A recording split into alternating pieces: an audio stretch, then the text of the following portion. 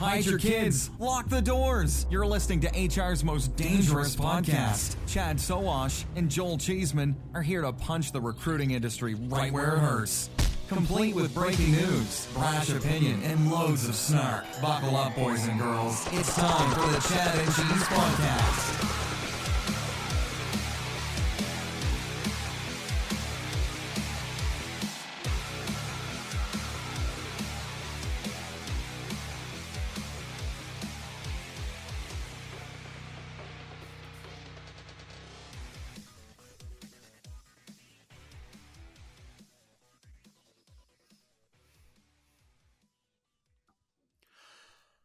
Oh, yeah. Two guys who've been through the desert on a horse with no name. Hey, boys and girls, it's the Chad and Cheese Podcast. I'm your co-host, Joel Goldwater Cheeseman. This is Chad, SPF 15 Sowash. And on this week's episode, Rapid Fire, a breakup at Zip, and Who'd You Rather? Let's do this. Hospitality is the heart of our society. It brings people together to share great food, drinks, and experiences. But successfully managing a restaurant or hotel is no easy feat. That's where Harry comes in. Harry is the frontline employee experience platform that helps you build, manage, and engage great teams. With Harry, managers can easily find and hire top talent, manage timekeeping, and communicate with employees at any time from any place. Candidates and team members can quickly and efficiently apply for jobs, swap shifts, and access important information entirely from their mobile devices. And Harry's robust employee engagement tools make team members feel more connected than ever. With Harry, as an owner or operator, you get a bird's eye view of your business, from turnover cost, labor cost, employee sentiment, compliance risk, and team performance. Run your business better by understanding the power of your people. Because when your team is the heart of your business, Harry is the heartbeat. See how it transforms your business. How's the desert treat? Can we hurry up? Can we hurry up? I gotta get back to the pool. pool. Pools and cocktails are calling. Yeah, Yeah, got a hot Phoenix is like blonde. Vegas without the drama and the crowds. It's very nice. It is, yeah. And I've got a hot blonde waiting for me back at the pool. So I'm coming, Julie. I'm coming. Nice. So we're here at Paradox, Analyst Day / user groups, whatever they call it. They have a certain brand for it. It's basically like users of Paradox coming. Innovation Day. We are here doing a Netflix style series of interviews on AI, and I've been blown away by the content. I can't wait to release this to the world. Get excited if you care anything at all about AI and hiring. Yeah, no, I totally dig it. We get to see a bunch of people and a bunch of brands that we care about. And one of the things I love about going to these types of events is that, you know, they want to show you the innovation, and then you get to step back and you get to gauge the clients and say, oh, what do you think about this? Is this something you're going to be able to adopt, or, you know, what have you? But also, you know, the vision, things that, you know, they have in test and beta. And then just having those discussions with, you know, industry leaders and individuals who use tech on a daily basis, what they give a shit about. And, you know, I got to say, most of these companies that we've talked to, these TA leaders, are well ahead of the rest of the market. You talk about the companies who adopt, and they're kind of like they're fast followers. A lot of these companies are, and I am so surprised and excited to actually have these conversations. That's cool. Yep. And no spoiler alerts, but introducing change into some of these organizations, a lot of teeth pulling and arm twisting to get some of these changes. But once changes are made, positive outcomes follow. So I'm excited to get this series out. And you mentioned companies here at Paradox. I'm still trying to track down McDonald's, Shake Shack, and Raising Cane's. So far, no luck. I'm looking for coupons. You know me, Chad. I think they've given them your photo, and they're looking out for you as well. So in an entirely different way. I'm on the blacklist at Shake Shack. I'm on the no-go list at Raising Cane's. I got to talk to JD. JD, hook me up with some more Raising Cane's coupons. Oh, he's going to do it. He's going to do it. You know what you're not on the blacklist for, unless you haven't registered at chadcheese.com/free. Free stuff. Free stuff. That's right. Beer from Aspen Tech Labs. Oh, some delicious, hazy. Who knows what we're going to send you? You don't even know what we're going to send you. It's going to land on your front door by Aspen Tech Labs. Love those guys. Whiskey, 2 bottles from Tex Kernel. One from Joel, one from myself. Love those guys over at Tex Kernel.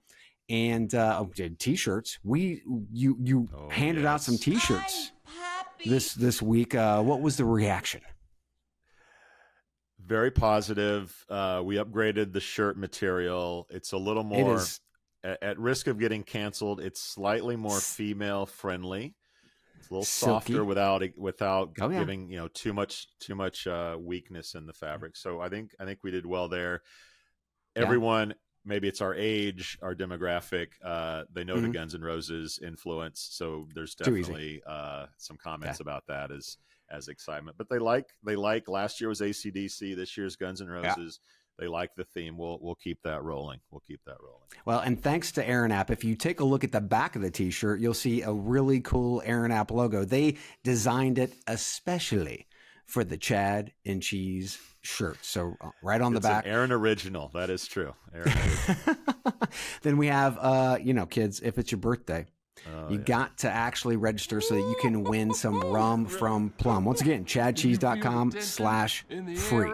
Got to do it. Yeah. I know I can. So the birthdays this week are a big tease because this is an abbreviated version of Chad and Cheese because we are on the road and Chad has a blonde, a pool, and a cocktail calling his name. But thanks, as always, to Plum. We will catch up on birthdays next week. Don't worry. We have not forgotten you, everybody. But events, we got it. We got to talk about events. We are going to jump. That's right. Stratosphere, baby.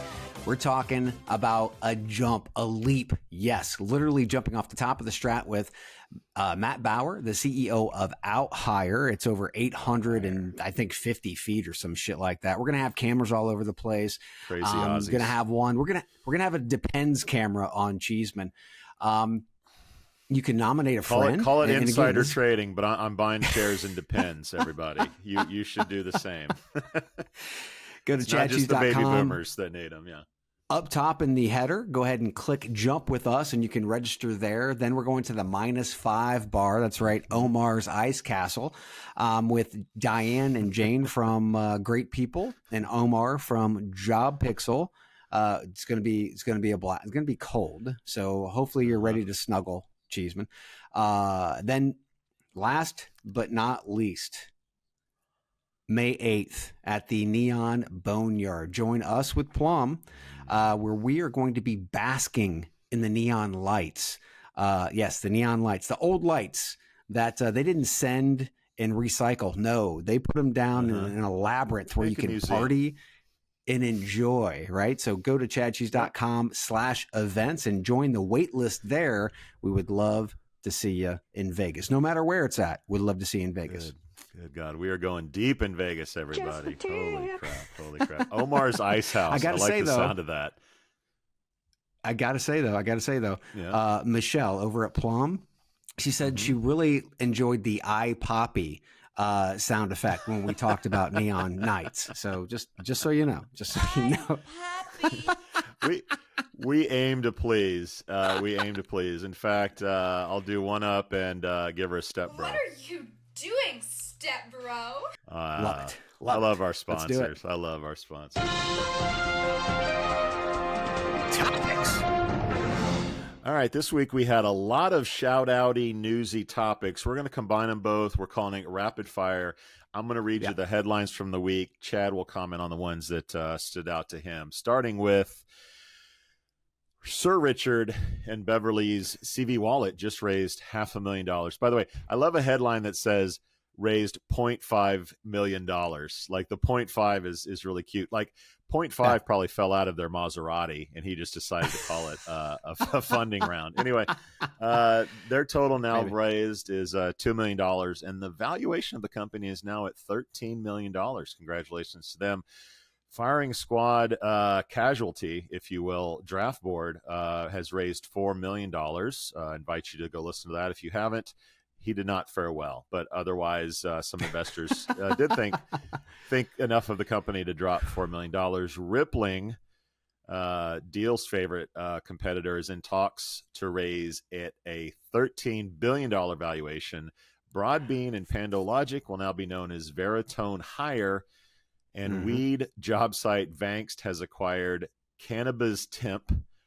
Oh, and LinkedIn is adding a verified recruiter badge to profile pics. A lot to digest here, Chad. What stood out to you from this week's flurry of news? Who did you mention Vonq in that one? Are we going to talk about Vonq in this one? I probably missed Vonq. Yeah, too much sun in my eyes here in Phoenix. I might have missed that. Yes, Vonq has officially, and you have some inside information on this. I think has exited America. Did not work out for them. Yeah. So let's just go ahead and hit that one up first. So Vonq pulls out of the U.S. In 2021. The European team over at Vonq started building a team in the U.S. and today there is literally no trace of that team left. A couple of classic points here. Number one, Vonq's last CEO wasn't from this industry, and that generally doesn't bode well for a lot of startups. And number two, Vonq is a Dutch company trying to invade the U.S. We praised Vonq in 2021 for the move to an experienced, strategically aligned staff here in the U.S., but European leadership just couldn't get out of the damned way. The hardest issue for me is that the integrations into the platforms, the iSIMs and Smart Recruiters, pretty big integrations. You can't cultivate a relationship of that size from across the pond. And also, their revenue in the US is paltry compared to what it is in Europe. And I'm an advisor and investor with Sonic Jobs, a UK startup that's been around for about 7 years. Sonic wanted to make the leap over the pond in the US, and they have successfully, in less time than Vonq has, blown away their UK revenues in the US. Why? The US is a huge pot of gold, kids. UK, smaller pot of gold, yes, but smaller pot of gold. In Vonq's case, they're all over Europe. And to be quite frank, we've had discussions with many companies in Europe who don't even know who the hell Vonq is. So I think they have issues in Europe, number one. And number two, if they try to come back, and from my understanding, they're going to try to come back to the U.S. If they try to come back to the U.S., if European leadership doesn't get the hell out of the way, they're going to fare pretty much the same, I feel, that they did this time. Yeah. What do you think? Yeah, the penicillin worked on the Vonq in America. It didn't work out for New Amsterdam, and it didn't work out for another Dutch company in Vonq. Look, the business is the model is still there. The tech is still there. I'll give them one benefit of the doubt. I like the new leadership. I think the refocus. They don't have a CEO yet, though. Well, Bill Fisher, right? I mean, is he just sort of ICO? They're waiting. He's like interim. Waiting. They're gonna get an entirely new dude.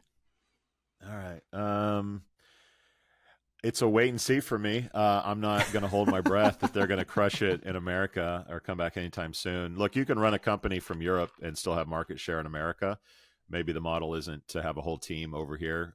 Maybe it's just build great tech, integrate it, and hope that it works.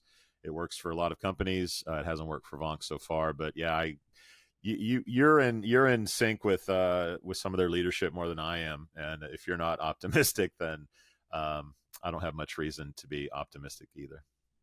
Yeah, I like them a lot. The problem is it's hard when a company is your baby, right? Mm-hmm. And obviously they did, Arno is gone. The CEO is gone, but that's not the entirety of the leadership. Yeah, we do. I mean, but that's not the entirety of the leadership. You've got to get somebody who's in there, who's strong, who understands great market penetration, and hopefully that'll happen. Let's go ahead and get to a more fun 0.5 million CV wallet. I'm an investor and an advisor over there as well. A lot of news coming from people I know. One of the takeaways from the eRecruitment Congress with Bill Borman's that you actually pointed out on a podcast earlier this week is that jobs will find you. CV Wallet embodies that statement and is the newest and most advanced iteration of that tech. I'm really excited for Richard and Beverly and the team, and notice two things. Number one, reason for the quick 48-hour raise. They were growing so fast, they needed to get support people in, right? Right? And then the amount. They didn't take too much, right? And I'm going to give you some insider information. Okay. I'm going to give you some insider information. They just took the tip, just the tip. Don't breach your contract. Don't breach your agreement. Don't breach your agreement. No, I'm good. I'm good. I cleared this. I cleared this with Beverly. It's all good. Okay. The boss. So CV Wallet launched March 1st of this year, and they hit $1 million in ARR in 25 days. They're on pace to hit 2 million by next week. And they're eyeing about 10 million in ARR by the end of the year. They're not even going to get a full 12 months. And they're going to be on pace for 10 million in ARR. That to me is a big fucking applause. I feel about CV Wallet sort of like I do every other crypto. I don't. I kind of get it, but stop it. I kind of no. I mean, okay. I kind of get it, but I don't. Break it down for me. It's profiles that are on the blockchain, so it's like a passport for multiple platforms to share resume, assessment data, maybe background checks, or eventually background checks. And how are they making money? What's the revenue model? Here's the thing, because this is rapid fire. I've already talked to Richard, and we're going to get him on the show, and we're going to run down all of those things. I know, but I don't want to take a half an hour to try to explain to you infrastructure, all this other fun stuff. Well, it's not easy stuff. Not easy stuff. Richard works for me. Richard works for me. Can we get him to do the interview from the Maserati? Can he be in the Maserati while we're in? No, because I don't know, maybe because they've got some really good noise dampening in a Maserati. Okay. All right. The next news from Veritone Hire, superhuman hiring is here again, apparently. We talked about them having all the pieces, and the question is, can they pull all of those pieces together in time? Because the velocity of tech today is moving so fast. Is it going to pass them up before they actually get the puzzle put together? That's the hard part. But what's most interesting to me about this company isn't the AI. It's the ability to provide basic job distribution and more advanced performance-driven job distribution. Because not all companies are ready for performance-based jobs. And if you are serving global clients, you have to understand that performance-based ads aren't as well adopted across the pond, right? So they have both. They can do both. So they're ready for that transition. Then think of the prospect of using Wade and Wendy AI for pre-screening an application. It's a practical posting play combined with heightened candidate experience and a better way to collect data. The question is, again, can the maestro make this orchestra play the right tune? If so, I think it'll be a hell of a symphony. How do you feel about, because Broadbean is a long time brand, I think mostly positive, and Pando's been built last 10 some years, the brand there. Do you think dumping those is a mistake, or do you think it just is something that had to be done? And Wade and Wendy as well, but much less so. Yeah, I think it's something that had to be done, and it's going to be happening for the most part behind the scenes. When you need a big brand, right? These are job distribution that's happening pretty much out of applicant tracking systems, and then you've got performance based that's happening through ad agencies, right? So you don't really have to have a great brand for McDonald's or for Lowe's or Lockheed Martin, right? Yeah, it's not a consumer brand, right? So. Yeah, you don't need to have that. So I think it's smart. Go ahead and consolidate that. Save money on even the thought of marketing or keeping 3 brands and whatnot and 3 websites actually running. So yeah, I think it's smart. But once again, that's all going to be water under the bridge if they just can't get this thing moving fast enough. Yeah, I really like the pieces that they're pulling together here. I like the leadership. I know they made some hard decisions. It's the era of AI, and if this company can't make it happen in AI, when it's an AI first company, like it's set to win. Like, you're going to have to try hard to fuck this up based on what they've done. I think the brand change was necessary.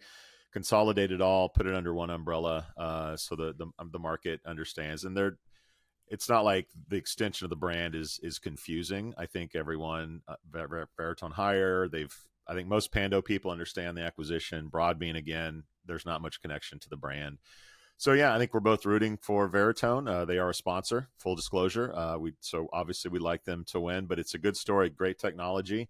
And it's a technology that was general in how it came to our space, as opposed to our space and then trying to go general. So it's really exciting to have that dynamic in our space. So I think we should all be kind of at least rooting for them to shake things up and be successful. Yeah, I think being here in Paradox, we were talking about AI a lot, right? And at the end of the day, this is all about outcomes. What's the problem that you're trying to fix with the whatever solution you have in place? Yep. But you've got to remember that, again, the velocity of tech today, you're going to have AI in your back pocket. It might not be necessary right now, but if you're not building for tomorrow, you're going to be dead, kids. Yep. Any other news items catch your attention?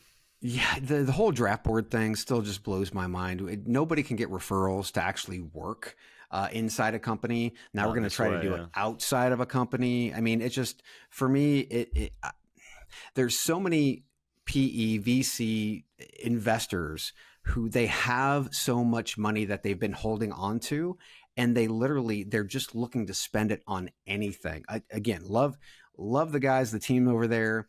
They realize they don't have the background in this space, although they're going to push forward, and they should. And they've got 4 million plus reasons to be able to do that. But again, we know where this ends. Where it has ended historically. Doesn't mean it'll end that way in the future, but odds are. Get my crystal ball out. Crystal ball. History doesn't repeat itself, but it sure as hell does rhyme. Any take on the Weed acquisition? And Weed is interesting because it is such a big business. We should be hearing more about this, right? There's a huge market. If you go to, we're here in Arizona. There's a huge market here. There's a huge market in pretty much the entire West Coast, right? I think what we're going to see, and hopefully what we're going to see, is at least with these laws, they're going to move forward. I mean, it's crazy how we're dragging, Roe versus Wade out, and then Arizona's going back to 1864. But you can go ahead and have weed. I mean, it's just the signals are so mixed. But when it comes to weed, that's all about money, right? And we know here in America, politics is about what? It's about the green. It's about the lobbyists. It's about the green. Yeah, and it is about the green in terms of until the federal government observes weed as a legal business, it's got to be really hard to acquire companies and merge companies in this space. I mean, they don't have bank accounts, right? Like, let alone let me buy a company, rule of law. Do lawyers get involved with that if it's legal business? Like, there's got to be so many hurdles to making shit like this happen that the fact that it happened at all is pretty surprising to me. I know Vangst is one of the more high profile. I said high profile. I said high profile. And they've had the most money. It's a good business, but it's also not. It hasn't really blown up until it's federally legal, until Philip Morris and Reynolds get into it and start buying up all these companies and brands. I think it's just going to be in the status quo world of nothingness for the most part. My guess is, for me though, Cannabis Temp, not exactly a brand name. I'm sure it was like some dudes that were high in the fucking basement, like, let's sell the company. And it was so. I got to say that, for me, and this is my personal investment strategy, I look long term, and you look for this thing to pop. And I just think that within the next, 5-10 years, it's going to pop, and it's going to be federal. And so, I think they're making a very smart bet on the market and what's going to happen in about 10 years as we sit back and wait. I think anybody who buys into it personally, I think it's smart. When this thing becomes legitimized, it's going to be like Katie bar the door. There's going to be startups Skyrocket. galore, money galore. Yeah. Big tobacco is going to get into it. Like, we'll be talking about it probably on a weekly basis, but not so much and you'll be now. taking more 5 milligram THC at the Sphere. I don't know what you're talking about, Chad. I feel like I'm taking crazy Oh my God, that was fun. All right, let's take a quick break and we'll talk about Who'd You Rather. Just the tip.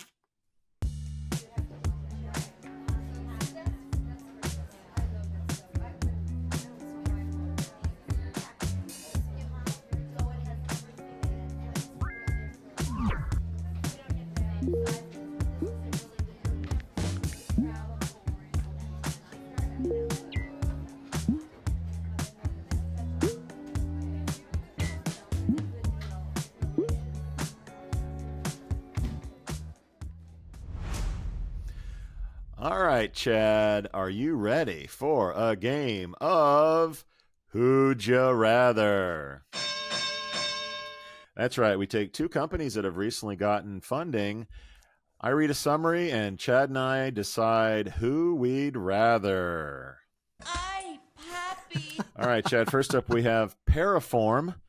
They've raised $3.6 million in funding. The San Fran-based startup targets laid-off recruiters starting their own businesses, connecting them with startups for talent sourcing. With a subscription and success fee model, Paraform aims to expand globally and into new job markets just beyond tech roles into others, using, you guessed it, AI. And in this corner, we have Take-Two AI.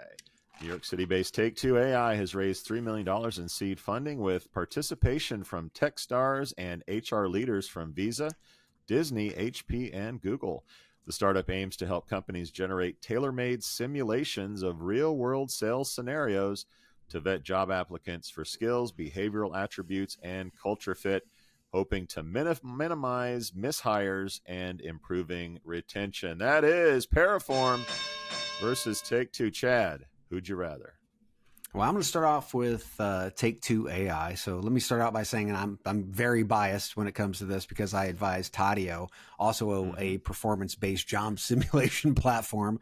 But can the candidate actually perform the tasks necessary for the job? Resumes can't provide actual performance data, right? Yeah, and someone might have been the best salesperson on an already shitty team. But what happens if that not so shitty salesperson comes to a team of high performers? You just don't know, right? So not all numbers are relative, yet performance through simulations can scale, and they can really help with the hiring process. And I liken this to, because I've been in many sales interviews, sell this pen. Right? You're in an interview and they do what? They sell this pen, right? This is even better because you can do that at scale, right? And you can also have the individual go through a CRM and go through all those different things. So I mean that to me it makes more sense and it's more practical. Now, Paraform, what the fuck do they actually need AI for this? I mean, this is ridiculous. It's a side hustle platform for recruiters. For me, it's way too small. I would look at it kind of side eye and then walk past. I'm going to Take-Two AI, sell me this pen all day. Step bro. All right, I love it. So I agree with Paraform. This is bounty jobs. This has been done for decades. It hasn't hit marketplace for recruiters. We're in a world where we're talking about fewer recruiters, so the idea of launching a recruiting marketplace seems a little bit slow growth or no growth to me. So that one is a real no-go for me. That's a skank in the corner that I'm not paying any attention to on Who'd You Rather. Now, the Take-Two, interesting name. It was a band from the 90s also, from like a Brit pop band. Anyway, enough about my past musical career.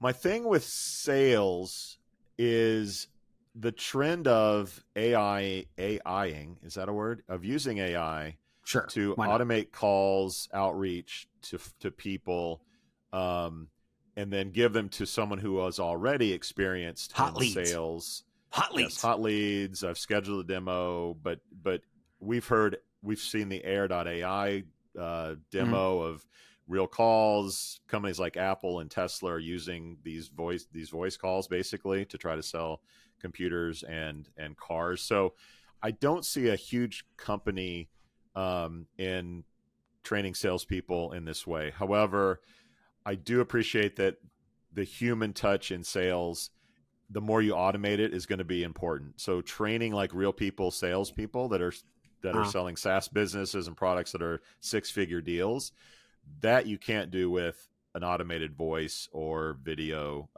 in the process. So for me, like, I don't think it's a huge win. I love the video. If you're interested in this business, Techstars, there's a video of the presentation or demo, which is pretty cool. They have some big heavy hitters behind this company. So for those reasons, it's kind of an easy layup of who I would rather. And I'm gonna side with you and go with Take-Two Ay, papi. as who I'd rather. That's been another game of Who'd You Rather. Chad, we're going to take another break and talk about some leadership fails.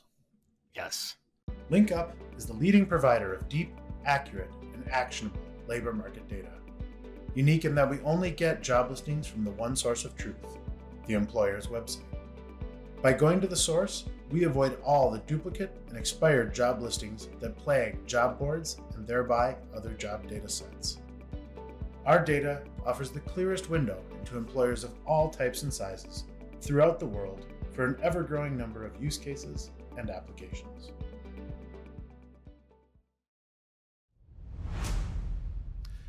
Chad, it was a bad week for leadership in the world of business. First, ZipRecruiter's COO, Kasim Safi, is leaving after serving in the role for just under 3 years.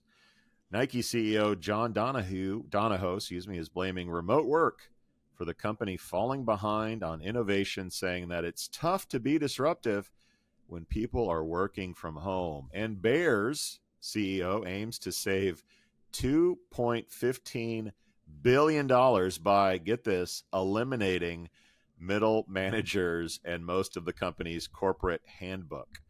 Employees will self-manage in dynamic shared ownership teams, whatever that means, focusing on projects for 90-day stretches. Chad, Zip, Nike, and Bear aren't exactly winning this week. What are your thoughts? Oops, winning. Zip hasn't been winning for a while. And, I don't know why the COO left. I don't know why he left. But why not the CEO? Because think about it. Ian's vision was pretty tight before the IPO. Before the IPO, Zip, they weren't as sloppy as they are now. This is just horrible. They have had an amazing product that was slightly ahead of everybody else. I'm not going to say they were incredibly innovative, but they were on the road, right? They knew their lane. Yeah, they had an amazing product. They were slightly ahead of everybody else. They were putting tons of cash into AI and R&D in Israel, right? And they were delivering great results since the IPO. And again, we've talked about this before. Sometimes CEOs are good to a certain level, right? And then they just have to know. They have to self-identify. They have to and pick themselves out, right? Ian, after the IPO, it just seems like this organization has fallen incredibly flat, and they're starting to get lapped by a bunch of startups that are out there right now, and that's the unfortunate part.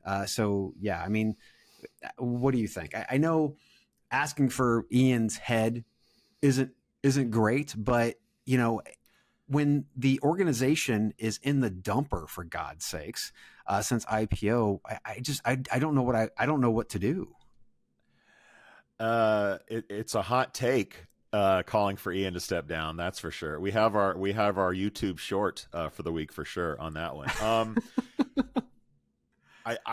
CEOs it's hard to dislodge them. But if the stock doesn't turn around soon, there's going to be rumblings. And look, the COO leaving, any C-suite employee that leaves, it's not good unless they've been there for 20 years. They have a succession plan. They've been like grooming a success. Like we've talked about ISEM's, CEO jumping. Like people, when they leave like this, it's bad. And the trend is when they leave, more people leave. The company goes through worse times. So this does not bode well for ZipRecruiter. Whether or not Ian needs to step down, I don't know. Kasim he was in marketing when he came in, I think 5 years ago. He became the chief marketing officer. So he actually oversaw probably a lot of the cool marketing initiatives that we know and love from those days at ZipRecruiter. Guy became COO. So he wasn't, we brought him in. It didn't work out. He's gone. He's been with the company for a while. He knew what he was getting into. I'm sure they felt really comfortable putting him in that position. But look, the company's going nowhere. There's little to no growth. I think they've barely moved headcount since he took over 2 years and 8 months ago. The stock is going sideways. He actually dumped 33,000 shares of the stock in December of last year. So he's kind of known the writing on the wall for a while. He's dumping shares. He's jumping ship. And it is not a good sign for ZipRecruiter that this shit is going down. It's a bad situation at ZipRecruiter for sure. Well, and then you've got a great brand like Nike. Yep. And you've got a total dipshit of a CEO, John Donahoe, on Friday, who blamed remote workers, as you'd said, for falling behind on innovation, saying it's tough to be disruptive from home. The problem is here, kids, we have a bunch of prehistoric fucking CEOs that are out there who don't understand that leadership isn't standing over somebody's shoulder. Right? You're going to have to evolve. You're going to have to learn how to lead from afar. And anybody who actually has been through any type of leadership courses or mentoring or anything like that understands that you have to be diplomatic. You have to work with empathy. But you have project deadlines and goals for a reason. Right? You need to start managing toward that. Not to mention, we're really early, to be quite frank, in the remote work kind of, time of our life.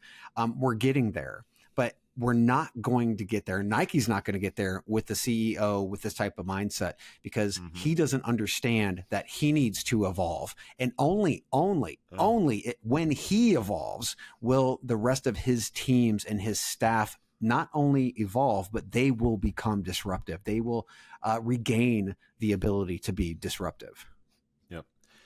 Nike, a very successful company historically, is in a slow period, if you will. The stock is down about 8% in the last 6 months. China's slowing for them. Growing markets historically are slowing down. And when things get bad, leadership tends to point fingers, try to find an escape valve to explain what's going on. And an easy explanation is, well, there's no innovation because everyone's remote. You know who's been kicking Nike's butt for the last few years? A little company called Hoka and another company that makes shoes called On. Now, I'm not a shoey guy, but I think that's how you pronounce those two. You know who has remote work? Hoka and On. So don't come to me saying we can't innovate because of remote workers when the two companies that have been kicking your ass for the past few years have remote work. Figure it out.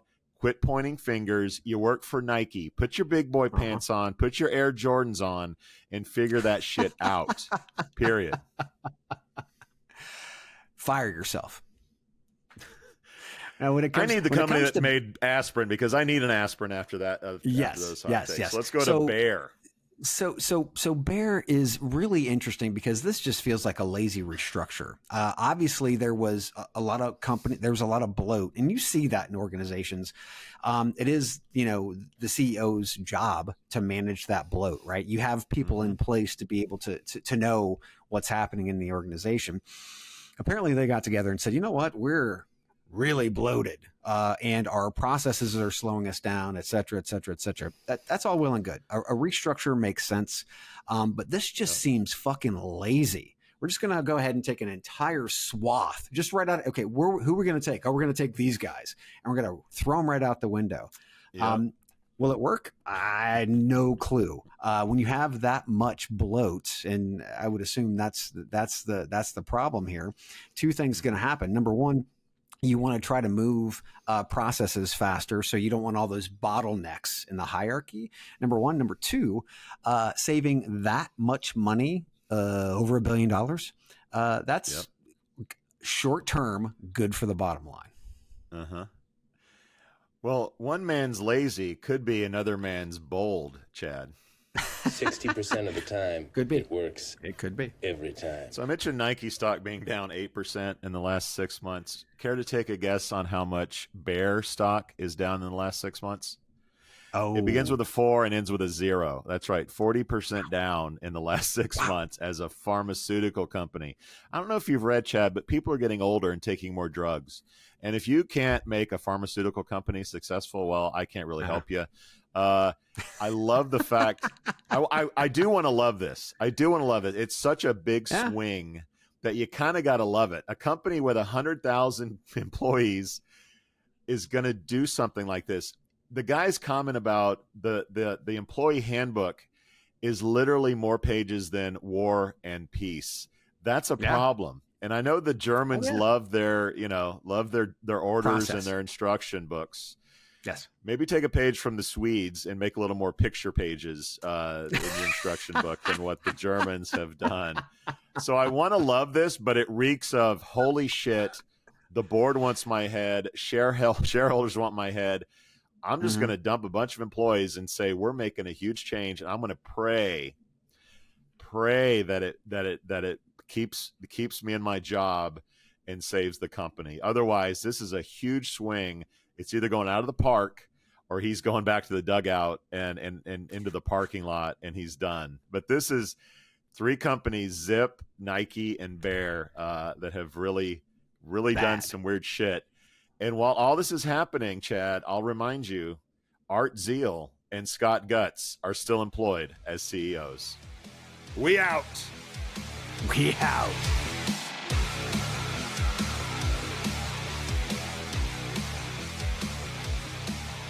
Thank you for listening to, what's it called? A podcast. The Chad, the Cheese. Brilliant. They talk about recruiting.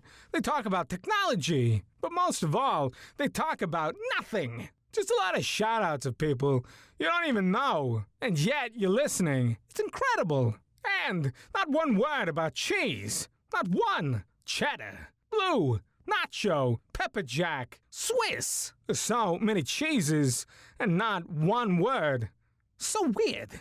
Anywho, be sure to subscribe today on iTunes, Spotify, Google Play, or wherever you listen to your podcasts. That way you won't miss an episode. And while you're at it, visit www.chadcheese.com. Just don't expect to find any recipes for grilled cheese. It's so weird. We out!